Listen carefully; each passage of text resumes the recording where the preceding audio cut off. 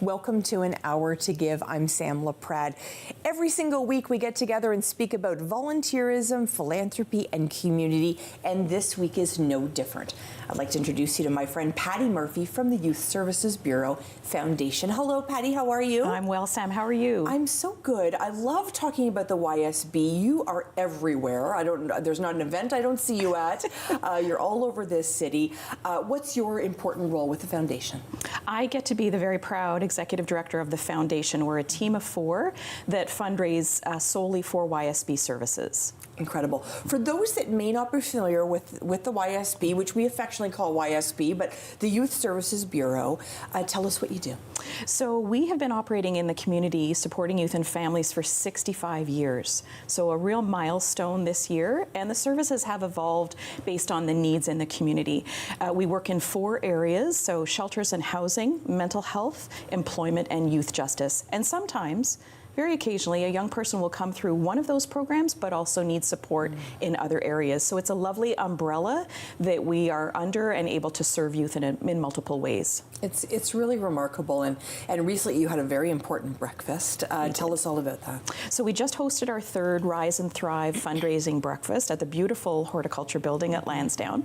It was a sellout with 400 people getting up nice and early. The coffee was on. We were waiting for them.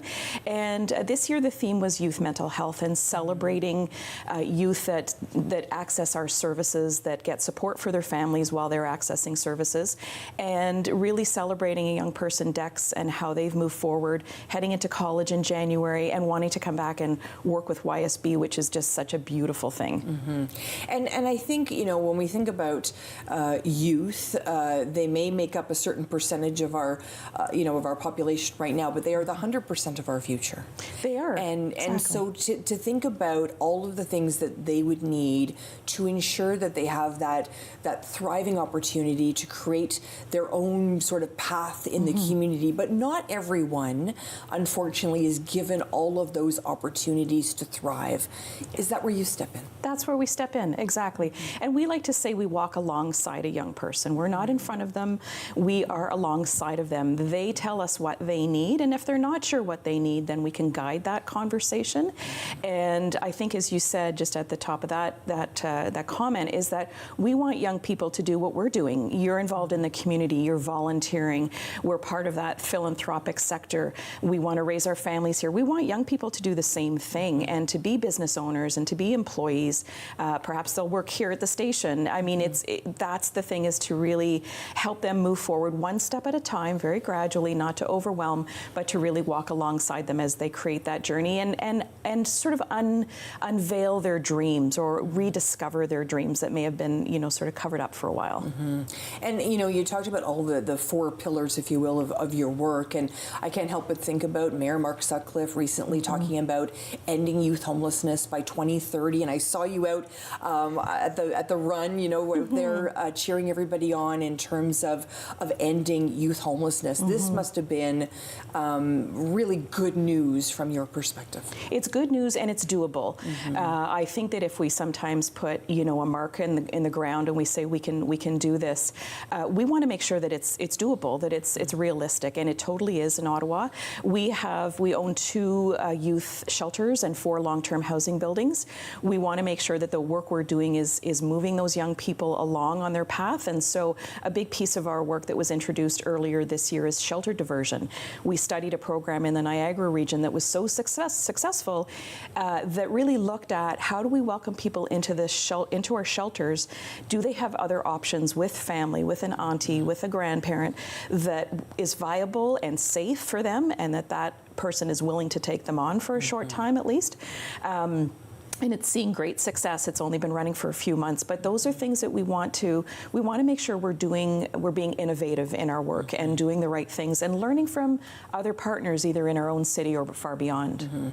And I'll tell you, Patti, you and I have known each other a long time. I used to work at a shelter, and nothing would break my heart more. I mean, it broke my heart to see anybody at the shelter, but nothing would break my heart more than to see a young person walk in that shelter, because and you alluded to it, once you get into the system, it's actually hard to get out of the system, and we want to change that. We want to change it because you're right. 2 nights in, 3 nights in, there's already a sense of community that's happening, which is beautiful.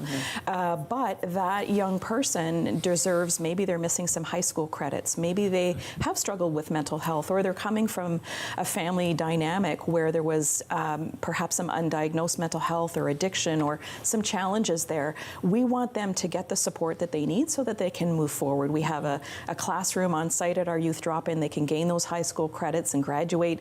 They can get access to mental health support. They can move forward and at their pace that's comfortable for them. And you mentioned, of course, the breakfast focused on mental health this year, which is obviously, mental health is health, and I think more we talk about it, the better. What was the feeling in the room when this was the main sort of topic this year? Yeah, it seems to be, I think we're at a place where, 10 years ago it was still a little bit of an awkward conversation, but how beautiful is it now that we can say to each other, I had a really tough day yesterday and I wasn't fully myself. Today I'm walking a little bit better. I had a good night's sleep. I think that's the conversation that has opened up, and it's not just talking about it, we're taking action. And we're doing that as adults. We're showing our kids that it's okay to not always be okay. And I think that was the feeling in the breakfast this year was learning from a young person who had accessed our services and now really feels strong, still is, perhaps struggling with anxiety, but has the tools in hand to work with that throughout their lifetime and now is moving forward and going back to school. We also heard from a gentleman who very sadly lost his son a number of years ago to an accidental overdose, but he turned that grief. He said, I had to walk every day to safeguard my own mental wellness, which on some days was very shaky, and he felt that sort of dark cloud around him. But he used walking as a way to really help himself, and has developed that into a fundraiser every year for YSB. So really beautiful, really beautiful. I know that gentleman. Yes, you do. Spectacular. He is spectacular. And I think, I look back on when I was a teenager, and Patti, I didn't ever hear the term mental health. So I'm so grateful. I have a daughter who's 17, and she will come home and she'll be like, Mom, I need to lie down. I've had a really tough day. I'm just going to take a bit of time to myself. Yeah. She's got these tools. She talks about all of the different ways that her friends talk about mental health. And you are like light years ahead of where my generation was. And so I think that's a really important conversation as well, that youth are also supporting youth, but then you've got obviously YSB there to step in. Yeah, and I think a lot of young people like Dex, who spoke at our breakfast, become ambassadors, become the ones that normalize those conversations amongst their peers. And honestly, as an adult, I've learned from my daughters to normalize that conversation, right? Like you said, I didn't learn about that. We didn't talk about it. You didn't talk about it in your family. Even if you thought someone might be struggling, you would ask a question and someone would sort of say, everything's fine.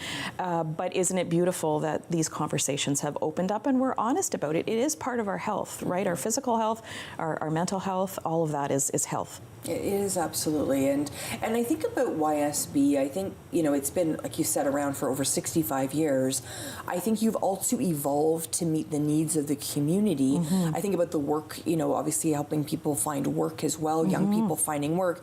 And we hear, the numbers on the radio about youth unemployment, but to have that boost of YSB must make all the difference. It does. And employment for YSB is an interesting program because our services even extend into adulthood. So for, let's say, a new Canadian coming to Ottawa, learning how to do a CV, preparing for interviews, looking at what their skills are and where they might apply for work, and helping them find those opportunities, whether it's a work placement to start and then it becomes a job for them. Really important. Again, it's walking alongside someone, whether it's a young person or an adult, in that particular employment program. program. It's all about moving forward, and sometimes it's small steps, sometimes it might be a role that maybe isn't quite a good fit, and then we get to reevaluate and we get to work with, hundreds of employment partners, and that's really essential. Partnerships are everything for the work that we do in the community. Oh, partnerships are the key, for sure. What's one thing about the YSB that maybe would surprise somebody? Maybe it's a program, maybe it's the numbers that you're dealing with on a daily basis. What would surprise someone watching or listening today? I think for your viewers and your listeners, knowing that we support upwards of about 3,000 youth and family members a month is sort of hard. It's kind of hard to wrap, even for myself when I first started at YSB, I thought, that's an awfully large number. What does that look like? But I think what's surprising too is how easy it is to access our services. So we talked about mental health. We don't want there to be a barrier to get access, and to get access now, really, really important. And I think that, for a lot of our staff, when they join, they go on a tour of our services, and they really get to meet the staff, they get to feel that compassion, and they get to see how deep the work is and how broad it is. So I think those are things that I think that some folks will know a little bit about one area of our work, but not necessarily the other pillars. And I've, in private conversations between you and I know the difference that it makes in the work that you do and in the work of the entire team at Youth Services Bureau, and that is the community support. You simply wouldn't be here, Patti. It's everything, and we have wonderful funders from provincial government and the city and United Way, and then corporate partners that really believe in our work and that have employees that believe in our work. And so we get to kind of, rally together, whether it's through a volunteer event that we kind of customize for a corporate group, whether it's working with other young people that want to support young people that they may never meet, but that the cause feels so close to them and feels very personal. So the community is everything, and it includes other partners like, CHIO and the Royal and Pleo and all of those groups. Like, there's such a tight connection that we simply could not do our work without those partners. And, I'm a mom, as you know, and I know you're a mom. How do you sort of take the mom Patti and I was going to say separate, but I think maybe actually incorporate that mom side into your work, because sometimes it's hard not to take all those kids home in our hearts and our heads. Yeah, and I think meeting other young people, it just reminds you of, you hope that you did the right thing for I have 2 daughters, and they're in their 20s now and in professional jobs, but my youngest daughter accessed YSB services. I might have to pause for a second, but learning about anxiety that she struggles with still probably for a lifetime, she has those tools thanks to YSB, and I always tell her, I love everything about you, including the fact that you happen to have anxiety.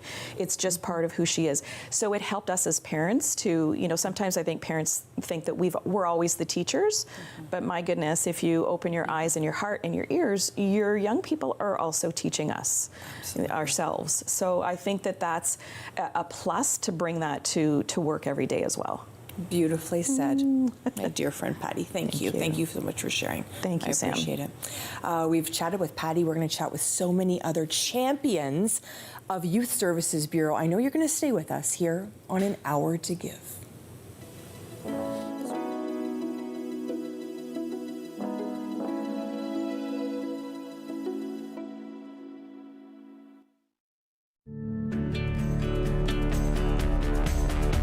This program is brought to you by Rogers Xfinity, connecting you to more of what you love.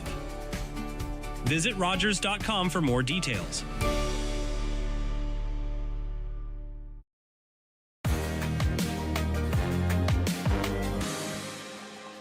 What I love most about Sam is that it isn't about recognition or the spotlight.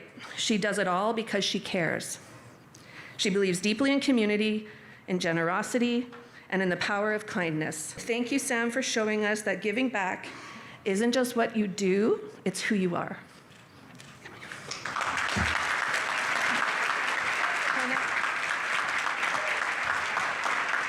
For anybody, honestly, that will listen, whether they tune into An Hour to Give on Country 101.1 or Rogers TV Ottawa, and they ask me to speak about philanthropy, I want to spread this message as far and wide as I can. Philanthropy is not just about financial donations. The trifecta of philanthropy is time, talent, and treasure. You're watching an interesting local show on Rogers TV and you want to know more. That's when you head to rogerstv.com. Our website provides more information about our programs, our hosts, our schedule, and about how you too can get involved with Rogers TV. Visit us online at rogerstv.com. Summer days, summer nights, lots of things to do, places to go, and people to see. If you're having a few drinks, be sure to plan ahead and get home safely. We don't want to pick you up. Drinking drivers risk injuries to themselves and others and take chances with their license, their jobs, and their future. Remember what's at stake and choose your ride, whether you're the driver, the passenger, or the party host. Thanks for supporting sober driving. I hope we never meet. Visit arrivealive.org to find out more.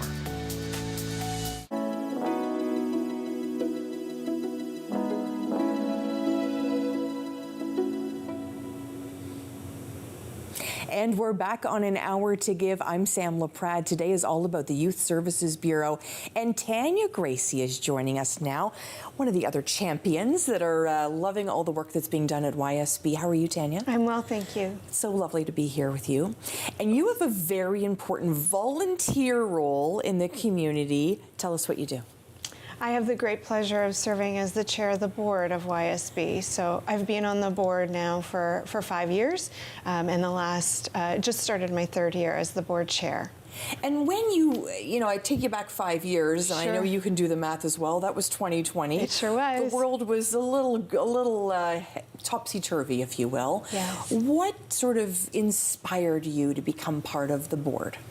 Well, I mean, the timing was more coincidental than anything, but I had met some other folks who had also served on the board of YSB, and so they could really reiterate just how meaningful and important the organization was. And yes, you were right that in the midst of 2020, in the midst of COVID, we were all very much thinking about how best to support our community, and so when the opportunity came up to be considered to serve on the board for YSB, I thought that this was a great time where I could lend my passion for both the community and the work that YSB does, and also, the governance that was going to help support the organization through this unusual time. Definitely, and we think about youth during that time in particular, and I mean, we could talk for hours about the impact that the pandemic has had on our young people. We are still seeing the fallout of that. Absolutely. Is that another thing that really spurs you on, Tanya, in terms of the work that you're doing? Absolutely, it sure does, and I think particularly in application to YSB, given Patti spoke about the 4 areas that YSB works in, and so being, community services and housing, employment, youth justice, mental health. I think what we really saw through the pandemic, and it has only continued to be on display, is just how integrated all of those areas are. And so it's very unlikely that a young person coming through the door to YSB may come in through the door through mental health as an example, but there's going to be other aspects and facets of their life that YSB's services or programs may touch on as well. And so the team at YSB does an incredible job to help steward and coach young people through and make them aware of the different services and programs that are available to them, whether they know about them or not, when they first make that initial outreach to YSB. Well, and I think it's naive to think that those can be in silos, right? They're not silos. They're not silos. Yeah. So talk to me a little bit about how important it is that they are integrated and what you see from your perspective as chair. Yeah, so, I mean, they're absolutely integrated, and like I said, I think we've only continued to see just how, even in our own lives, age in some cases doesn't matter in these cases, but, that all of these aspects of our lives, we are multidimensional people, and so the things that impact us, for sure, are the same way. And so the team really does a great job to make sure that a young person doesn't have to navigate those systems and programs on their own. And so in the background, funding structures may be set up certain ways, regulations may be set up certain ways. That can all be invisible, as it should be, to the young person and their families who really, first and foremost, need to be able to have that opportunity to make the decisions that are best for their future and where they're at the time being. And the role of a chair is so important. It is. Tell me a little bit about your board and a little bit about the people around the table. Yeah, so we have the incredible, a board is really a team endeavor. And so I just have the opportunity as the board chair to be a bit of a facilitator in those discussions. So our board is made up of incredible community leaders from all facets of the community. And each brings, a different expertise and perspective, and all anchored on really an unwavering support for YSB and the work that we do. So we both get to be cheerleaders and champions of YSB, and at the same time, partners and collaborators with CEO first and foremost, as well as the senior team, to be able to steward the organization, both to meet the need today and also to ensure that our ambitions, our foundations are strong for the future. Do you allow yourself to go back 65 years and think about how YSB was set up and really think about the history then, but also think, I've got a pretty big role, and what does it mean for 10 or 15 years from now? Yeah, and it's always that challenge when it comes to governance about, honoring that past and those foundations, those roots that we have and where we've come from, and then also aspiring and continually thinking about where we're going. And so I certainly, wasn't around when, 65 years ago when YSB started, but I have great admiration and respect for those founders, for the people who saw a need in the community and invested the time and effort to bring this organization to life, and for all of the subsequent, leaders, board members, and staff members who have continued to steward this organization, have continued to make sure that they show up in a really meaningful way and ensure that 65 years on, YSB still has an incredibly important mandate and an incredibly important ability to show up for people as that evolution has happened. And so the way that young people engage with YSB has changed over the years.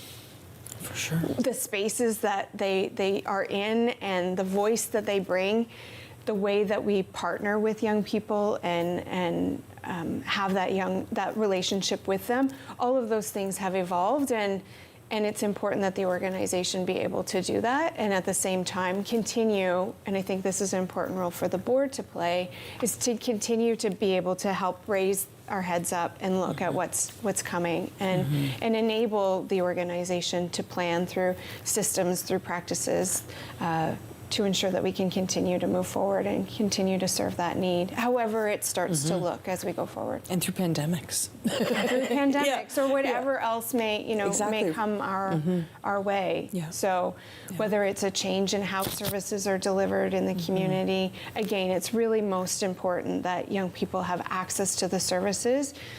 The how and the formalities behind it, that can all be sorted out by in some cases the board, and a lot of times in partnership with the staff.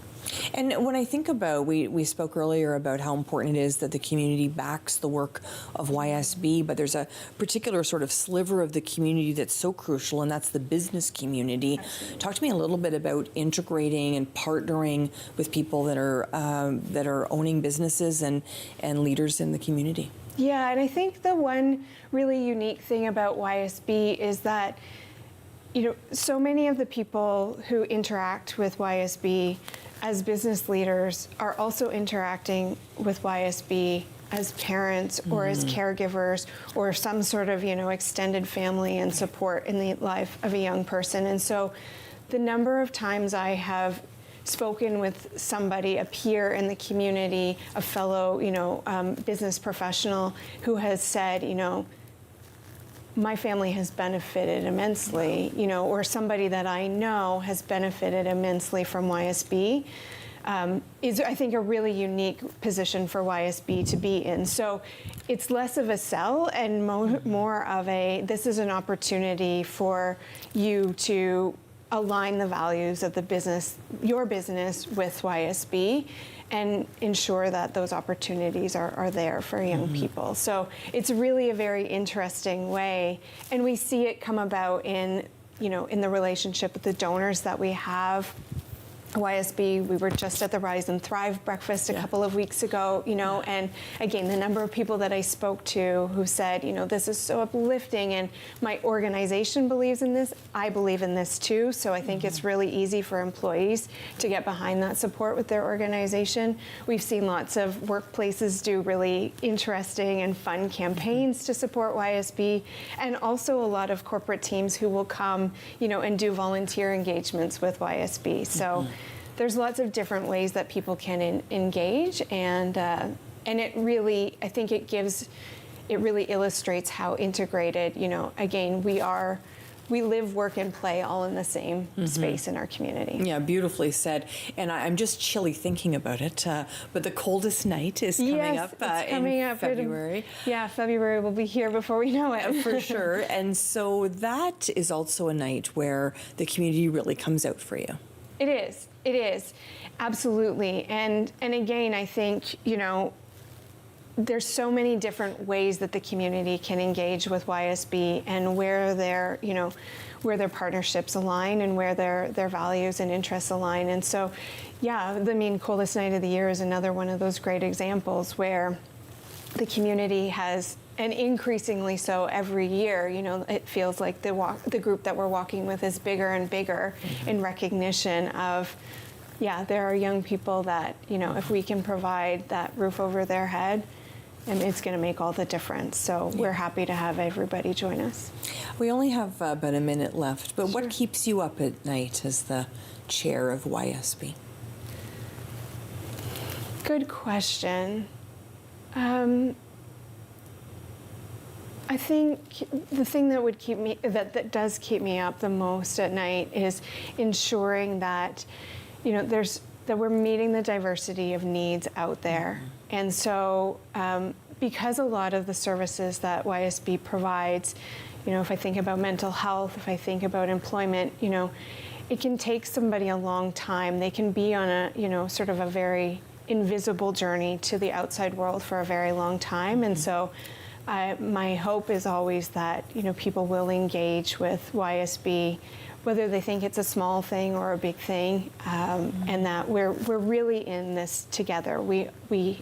Our community is better off when we are all, serving and enabling the lives of young people in a way that, they can set their course for the future. And so it's a tool in their toolbox, and young people become older people, and so the same tools that we need as younger people, we will continue to work back and rely upon as we grow older. And so it's really a very lovely cycle of how to engage with this community, I think. Beautifully said. I can see why you're the chair. Oh, thank you so much. It's very Tanya, kind of you. Thank you so much. I appreciate it, your time today and the beautiful sentiments. Tanya, Gracie joining us, of course, today, representing YSB. We're going to learn more about Youth Services Bureau here on An Hour to Give. Come on back.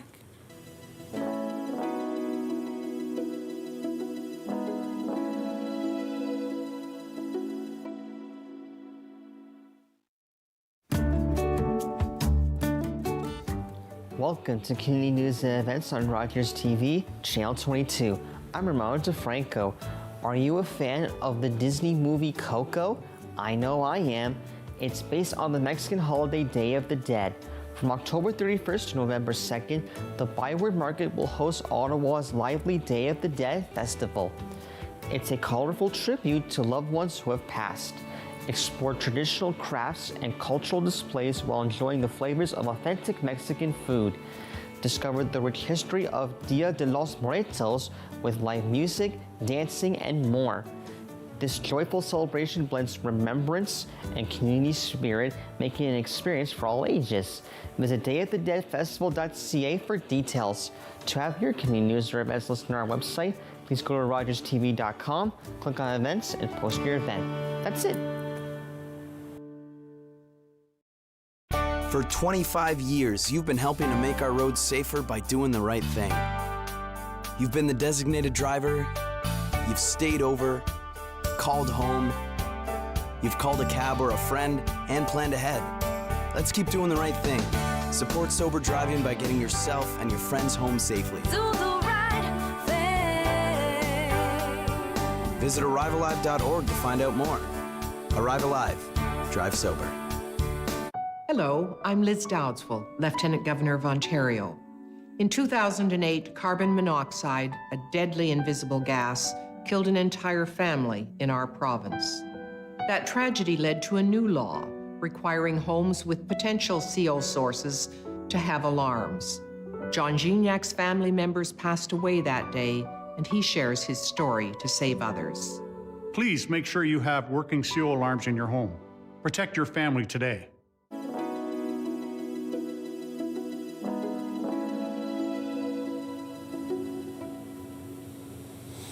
Well, I am so happy that times have changed. This conversation we're about to have probably wouldn't have happened 20, 25 years ago, even maybe a decade ago, in regards to mental health. And I'd like to welcome John McKnight. He is, of course, representing Youth Services Bureau today on An Hour to Give. Hi, John. How are you? I'm well, Sam. Yourself? Good, good. Tell us what your important role is, because it's a big one at YSB. So, Sam, I'm one of the coordinators with our mental health services. So at YSB, we have a pretty broad array of services for mental health for community, youth and families. And I get to oversee the coordinating service of our crisis line, our 24/7 crisis line. Wow. Yeah. And so give me a sense of, first of all, the need in the community, because I can only imagine, I mean, I've got a daughter who's 17. Every single mom, dad I talk to, this is an issue in their home. They've got children, and the spectrum of challenges in regards to mental health is wide. So where do you step in? Of course, and we see, Sam, the need every day. So for us as a 24/7 crisis line, each and every day we have youth, we have parents, we have caregivers, people from schools reaching out and letting us know that they need support and letting us know that they're having challenges in their life. And so that need really for us is every day, and we see it by receiving hundreds of calls a month. It's incredible. And tell me about your team. Yeah, so we have a full-time team of crisis workers that are just like incredibly skilled, where they're just ready, available, literally as we talk right now, at that phone, waiting for a chat to come in, waiting for a call to come in, to really just understand where the young person and the family is at, how we can be helpful, and then look for ways forward with the family and the youth. Yeah. And when I think about, John, I think about all the, sort of the breadth of topics. I mean, everything from challenges within friend groups to, yes. to much more serious sort of issues, abuse at home. Mm-hmm. We think about drugs, we think about the fentanyl crisis, we think about all of the challenges. So I'm assuming your team is dealing with all of that and so much more. It's all of it. I mean, what I've come to know working in the field up to this point is mental health and addictions, it doesn't discriminate. Right? It affects people of all walks of life with problems of all shapes and sizes, including the ones that you've named. Mm-hmm. And for us, the important piece is having opportunities and options available to youth and families right at that moment when they have a need. And that speaks to the importance of having a 24/7 crisis line in our community. And I don't know about you, but I think to myself all the time, I wouldn't go back to be a teenager for all the tea in China. Honestly, it was a challenging time enough. Yes. And now you add social media, and you add the readiness and the availability of certain drugs and all of that, and just the challenges that youth face today are so much more. So it's hard to be a youth, but it shouldn't be hard to get help. Yeah, it's hard to be a youth, and you shouldn't need to do it alone. And all those difficulties you described, those challenges exist for parents too. Yeah, and Sam, you're exactly right. It shouldn't be hard to get help, and so the community's done a great job over the years of using their voice to share how challenging it can be to navigate systems, to face wait lists while they're dealing with mental health struggles. And so from us on our end, the important piece is doing our part to ensure that services are accessible at that moment in time when a young person or parent decides they need to reach out. That could mean the 24/7 crisis line, and that might be what a young person or family needs. It could be that they need some ongoing services, and so for us, making that accessible too. What we mean by accessibility for ongoing mental health services is we've gotten our services to a point where at any week throughout the year, multiple days a week, we have a walk-in clinic that's open, that's available, where a young person on their own and or parents, even if the young person is deciding not to engage, or as a family, they can come and they can see us, they can meet a clinician, they can share where things are at, they can talk about where they'd like things to go. We could think together about what would it take to get you from where things are at to where you want to go, and we can decide with them if ongoing services can be helpful. If so, a young person or family can leave that day with a time, a date that they can meet with the counselor. So the accessibility point for us is just super important. We've heard loud and clear that over the years that's been a really real struggle for the community. When I hear you talk about that, I just see barriers being broken. Like visually, I just see it, and I just see this beautiful path forward. And I've got some good news for you. Do you want to hear it? I do. Okay. I do. So I belong to probably about 10 moms groups. Okay. And no word of a lie, John, every single week in one of these moms groups, somebody says, okay, we finally need help.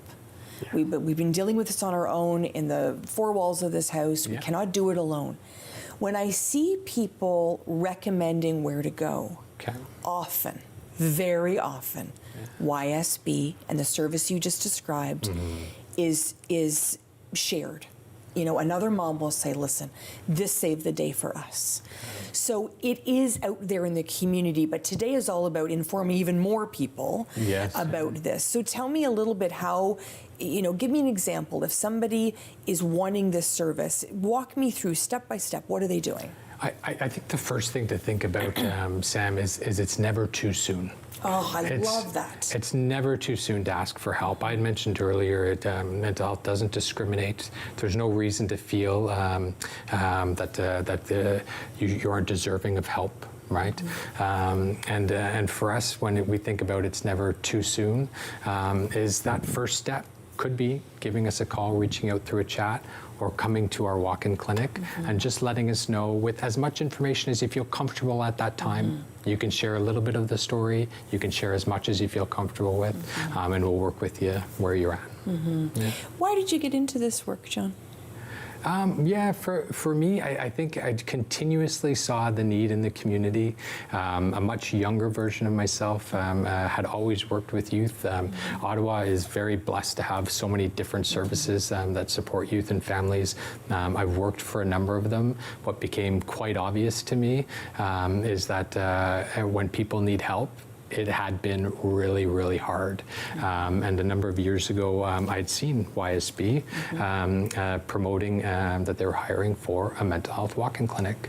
And to me, that just stood out as something that was so important for our community to have. And I wanted to be a part of that. And I've felt really privileged ever since to be able to meet families at that moment when they need help. And when a family walks in for the first time, or maybe a young person on their own, and I've never done this work, so I'm asking you. Sure. What does that feeling in the room like? Is there relief that they're there? Is there some nervousness there? Is it a combination of all that? Are they, and then what's the difference when they walk out for the first time? Yeah, so one of my favorite experiences is not that I would ever want to see somebody experience nerves and worry, which can be a real thing when you're in the waiting room, waiting to speak to a counselor, is then also getting to see that client and that family family leaving with that sense of relief, right? It's such a great opportunity when you finally decide for yourself that you're going to ask for help, and it's there and it's available. You know, and there's a number of things, just recognizing that it can be really hard to sit and wait, even just in a waiting room. So when we think about a choice appointment, for example, which is that first meeting at a walk-in clinic, providing that family with a questionnaire to help them think through what they want to talk about. So really trying to help support with that experience they might be having while waiting. Because I think when, you know, I'll just speak about myself. I think when I was pregnant with my daughter, we think about, oh, you know, am I going to be able to breastfeed? And am I going to be able to, you know, to do all these things? Is she going to walk okay? Is she going to talk okay? And we are never sort of thinking about 11, 12, 13, 14, 15, and into those years, we're sort of, okay, the here and now. But when we think about what's going to happen in 15 years from now, and how big kids, big problems is always what I've been told. We don't let our minds kind of take us there as parents. But when those stages come, we cannot do it alone. There is no book about what to expect when you're expecting a 15-year-old, right? Yeah, and you know, there's so many books that don't describe exactly how to do it, because there isn't a way to describe exactly how to do it. Is every family is its own family, every individual is its own individual. At different points in time, people need help and support to be able to find a way through those hard times in life. Right? So if somebody is listening, watching right now, and they want so desperately to have help for their family, what would you say to them, John? Yeah, I think just speaking to what I had shared earlier, that it's never too soon, right? Is reach out for that help, connect with somebody. It could be somebody in your own life. We're here as a service, right? But just reaching out to friends, families, neighbors, whatever you are comfortable with. And if you feel like you need a service, is reaching out to access something that's right there and available on a 24/7 basis or even weekly basis. Yeah. And I think too, you know, what you're kind of, I think you're inferring there as well, is a crisis may be a crisis for your family and maybe a different crisis for another family. So the definition of that, it's okay to step up and say, you know, we're having a problem with friend group, but maybe the family next door is dealing with a drug issue. It doesn't mean the friend group issue is not important. I love that. Yeah, the way I try to encourage people to think about it is some people call in because the problem has gotten so big that it's just not manageable anymore. And that's perfectly fine. We're ready and able to help. And other people, it might be that the problem for them might feel smaller, but they don't want it to get bigger. And that's a great opportunity to reach out for help too. It really is. Yeah. Yeah, it's so important. YSB is doing great work, and your team must get up every morning and feel like the work is so rewarding. They do. I see the energy in the morning when I go into the office. I see the energy when the evening staff comes in and they get to hear about the different calls that came in the day, the work that needs to be done that night. And you know, the other part I think that really energizes my team is something that I probably took a little bit for granted before I came into the role. So I've had a number of different roles in mental health with YSB, but one of the things that I may have taken for granted is our crisis team is local. Right. That local aspect of the crisis team, where our team gets to come in, and when they're picking up the phone and clients are calling in, is the person that the clients are speaking to is somebody in our community. I love that. I love that. Thanks so much for sharing that. And John, thanks so much for the work that you're doing. Thank you.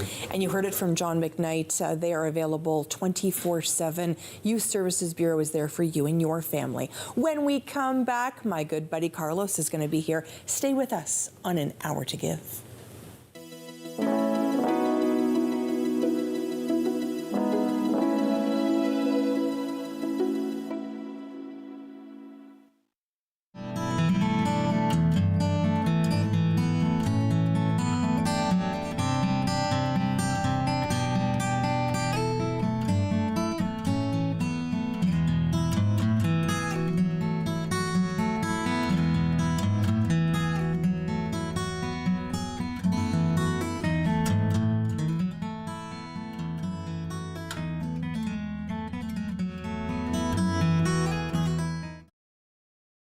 With Rogers TV, you can cheer on the home team from the comfort of your living room. We'll head to the rink, the field, the court, or the pitch, so you don't have to. Tune in and cheer on your local amateur athletes on Rogers TV. Welcome to Community News and Events on Rogers TV Channel 22. I'm Justin Laporte. Attention all pet owners. The Ottawa Pet Expo is coming to the EY Centre on November 1st and 2nd, offering a weekend full of furry, scaly, and feathery fun. Visitors can enjoy live grooming demos, a bird zone, and plant and aquatic exhibits, and a pet-centric marketplace featuring over 200 vendors. Workshops, meet the trainer sessions, and interactive activities round out the schedule. The expo runs Saturday and Sunday from 9 a.m. to 4 p.m. and pets are welcomed. Visit petexpo.ca or scan the QR code on the screen for full details. To have your community news or events listed on our website, please go to rogerstv.com, click on events, and post your event. That's it.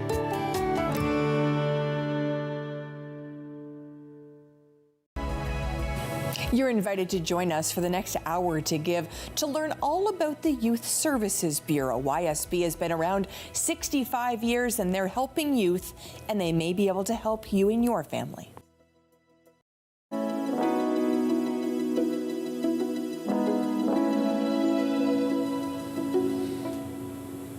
I always love having friends in the studio, and today Carlo Lombard joins me now. He's my good friend from YSB. How are you, my friend?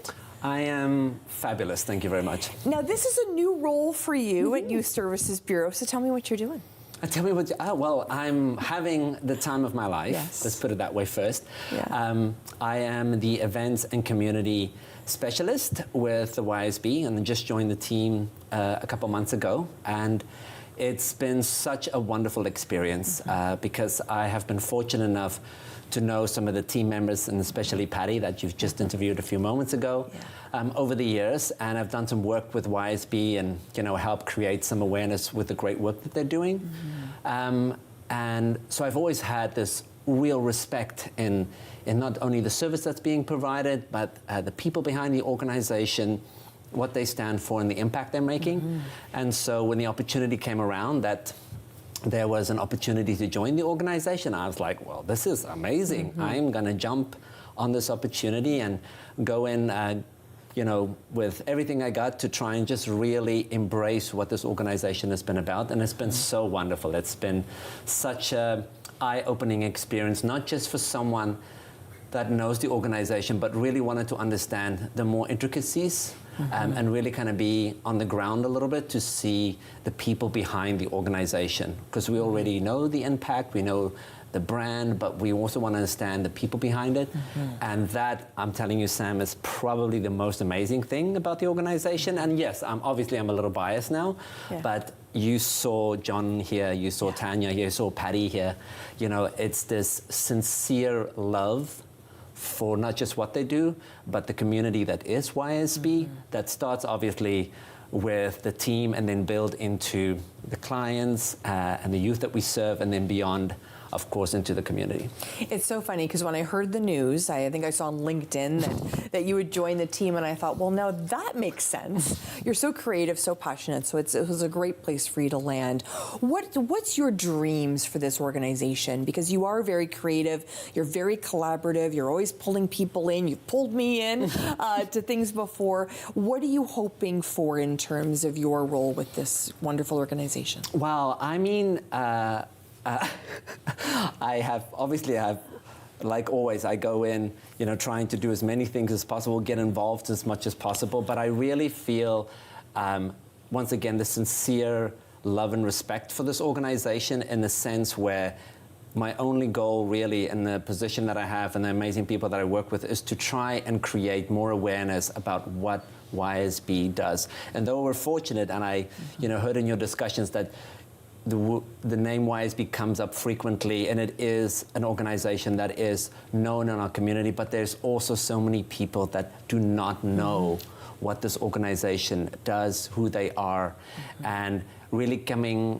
to a place where we can share the stories behind it, share the experiences behind it, pull partners and collaborators and corporate companies involved that understand that really aligns, as you just said, the youth might be a portion of our population now, but it's 100% of our future, and that is all of us, whether you are whether you have kids or don't have kids, doesn't really matter. The youth is still going to be part of your employment. They are going to be part of your company potentially. They're going to be fellow employees. So I think that's really my goal, personal goal, is really just to embrace what YSB is all about and find innovative ways to continue to share that message, continue to build those partnerships, and really tell those stories. And I think it's so important when I think about all the opportunities for events are really the face of the organization, but fundraising has so many different levels and really there's something for everybody. So take a few minutes to kind of describe what's on your plate. Well, once again, yes, you know, we love events in the sense where we get the opportunity to meet people face to face. Obviously, that's something that we all recognize that we all need is to be in person with one another. And it's also wonderful to create those very personable connections. On the other hand, there's other ways where we try and reach out to corporate organizations and say, how can we help you? How can we help facilitate within your organization ways that you can engage with your team, you know, build your corporate social responsibility whilst, you know, potentially supporting some of the work and the services and the people behind YSB as well. So trying to find those ways to really engage with them. Once again, it's not about just raising funds because we want those funds to come from sincere places, and majority, and if not all of our funders and donors, that's why they're there, because they sincerely believe in it, and that's what we continue to build. We want to build those relationships. It is amazing the relationships that we have with our funders, donors, partners, supporters. It really is like a truly unbreakable friendship. It is. It's wonderful to see, and when we think about all of the different sort of groups in the community that come together. So you spoke about businesses, families want to give back once they've received great service from you, and then youth themselves can actually get involved. How inspiring is that part? Yeah, it is, and you know, it's interesting that you touch on that because we have a couple of organizations or a couple of initiatives within YSB, once again, to continue to build that community engagement, because we understand that it's not, we want to make sure that we want those ambassadors out there in the community, people that believe as strong in YSB as we are, apart from the families and once again partners that support us all because of the work that we do. Yes, we have, starting as, you know, in middle or high school now, we have what we call a youth cabinet, which is a wonderful opportunity for youth that is in our community that is, yes, I want to be that ambassador to be there to help someone when they want to have a conversation or they are sharing something with me that I feel, you know, they need maybe a little bit of support or they don't know where to go. The Youth Cabinet is amazing. We have multiple members already through various schools that's engaged in this, and we meet frequently to talk about initiatives, and they create their own fundraising and collaborative events, which we help support to facilitate that.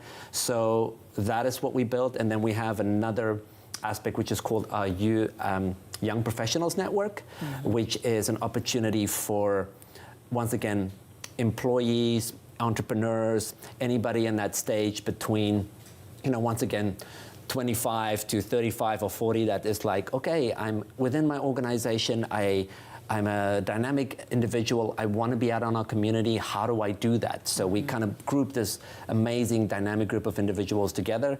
We once again facilitate meetings and events and opportunities for them to come together and for them to grow their networks and be in the same space with like-minded people, right? I love that. That's fascinating to me, because it's you know, it's one thing I think for us to say, oh, we know what kids want, but the reality is the youth know what they want. Yes. Yeah, and they can help themselves, and I love that the fact that they're collaborating together. I think that's fantastic. The coldest night of the year. So you do a 2 and a 5K.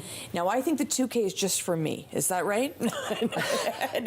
Listen, you're not alone. There's a lot of us that prefer the 2K as well. But you know, the wonderful thing about coldest night of the year is another opportunity for us to bring our community together, you know, and also showcase a part of YSB that we want people to, the opportunity is not only to bring people together, but walk through our community, get to see one of our shelters on this walk as well, and experience and get some information and engage with our team at the shelter to understand how we work, right? Because once again, sometimes you just need to see it.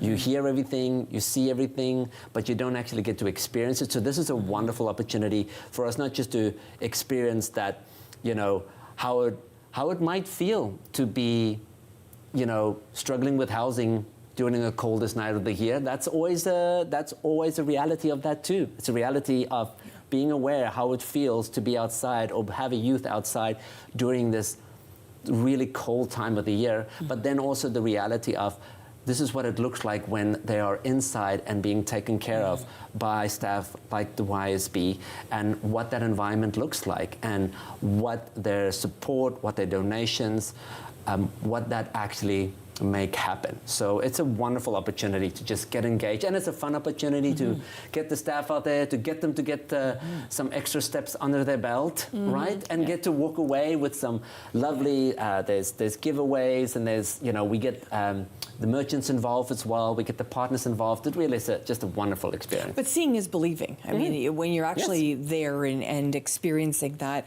and I always see so many people rallying behind that event. So if somebody wanted to get involved in this event or wanted to give back to YSB, maybe it's a monthly gift, maybe it's a donation. This time of year, a lot of people are looking to give back. How are we doing that, Carlo? Well, at the moment, the opportunity is always going to YSB itself, to the website itself, and there's a donate option there to get involved immediately through there. There's the opportunity, of course, to participate in these events that we have, like Coldest Night of the Year. We will have an official launch more towards the end of November, so there'll be a lot more information about that online as we actually kind of kickstart off registration and so on and so forth as well. But also then from a corporate sponsor perspective as well, right? Because this is an opportunity for people to kind of get involved, get their company associated once again with something that is really making a difference. And then it's also an opportunity for people to create teams within Coldest Night of the Year as well, to kind of encourage one another. It's like, come on, let's walk together.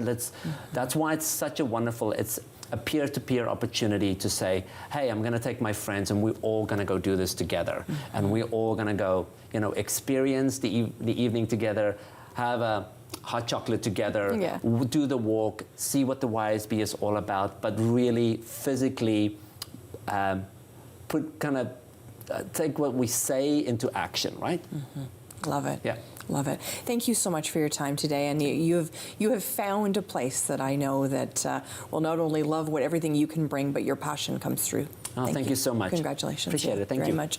To all of our guests today, thank you so much for joining us to talk about YSB Youth Services Bureau. They have lots of different events you can get involved in, and of course, if your family needs help, well, that's why they're there. I'm Sam Laprade. This has been an hour to give back to your community this week. It feels so good.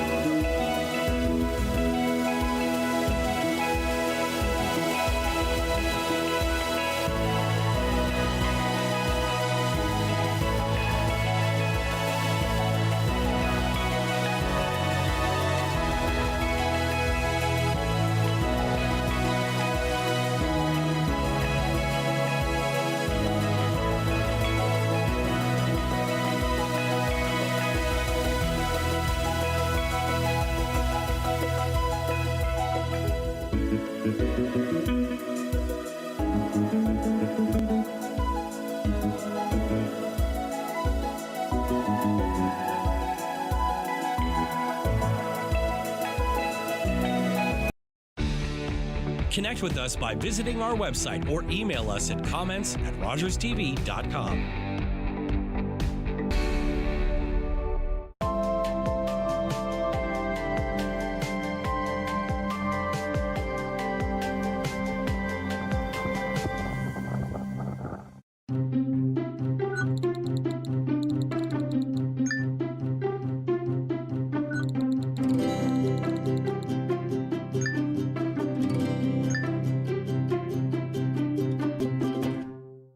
After a night out with your friends, not having a plan for a safe ride home can leave you in a bad spot. You could end up riding in a police car, an ambulance, or a hearse. These unplanned modes of transportation can be a costly choice and do not take you home. Your plan could include a designated driver, a taxi, or public transit. Drink responsibly. Choose your ride.